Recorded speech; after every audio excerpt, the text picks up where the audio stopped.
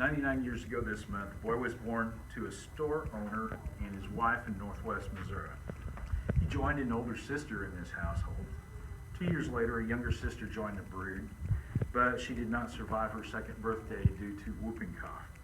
The younger sister came along a couple years later that did survive, and she is still alive in Southern California. He met several children around his age at that store that would become longtime friends and acquaintances.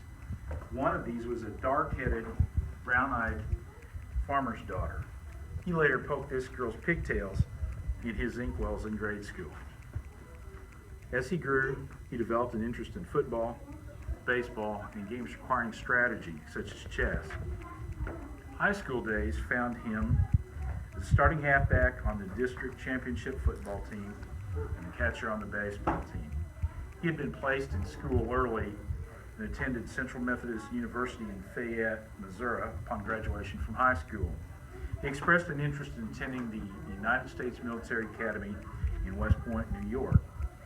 He received a nomination for that and received confirmation of that honor by telegram in May of 1937.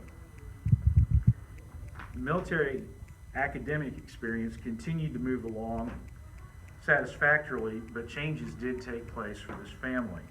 The store went under and closed in December of 1938. Dad got a job at as the parts manager at Chevrolet dealership in the nearby county seat town. Academic activities continued to move along satisfactorily, and Cadet Ernest F. Poff graduated from the U.S. Military Academy in June of 1941. He received the rank of first lieutenant. Also during that same first week of June in 1941, Lieutenant Poff married that dark-eyed, dark-haired farmer's daughter, Maxine Heiss. The ceremony took place at the chapel at West Point. The other momentous thing that took place that same week was they bought their first new car, a 1941 Chevrolet Master Deluxe Coupe. Total cost of $851, including the options of radio and heater.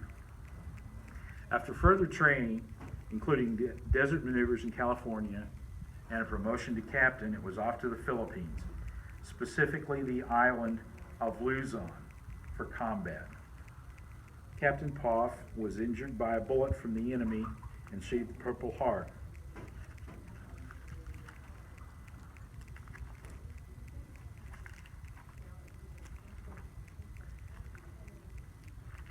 Got a copy of the telegram in here somewhere.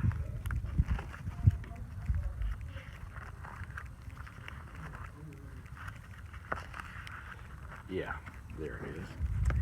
And then the other thing that happened when the telegram stated, Secretary of War desires me to express his deep regret that your husband, Captain Ernest F. Poff, was slightly wounded on Luzon, 28 March 1945. Continue address mail to him as formerly until you receive a different address from him. And it's signed by J.A. Ulio, Adjutant General. Also, while he was in service in that same area, he performed activities that led to him being assigned the Bronze Star with 2 oak leaf clusters. Thumbnail sketch is that they were being replenished at their small camp there. The incoming friendly truck was carrying mainly ammunition. It struck a mine. Dad himself and 3 volunteers went down and rescued the driver and the navigator from the truck without receiving damage from the explosion of the truck or any enemy fire, and saved the 2 gentlemen. They brought them back to camp safely and didn't get hit by any of the enemy fire. After World War II, Dad was assigned to be part of the German occupation force, and my mother was fortunate enough to be able to spend 1947 through part of the 1950 in Europe with him. They were based in the Bad Nauheim, Germany area.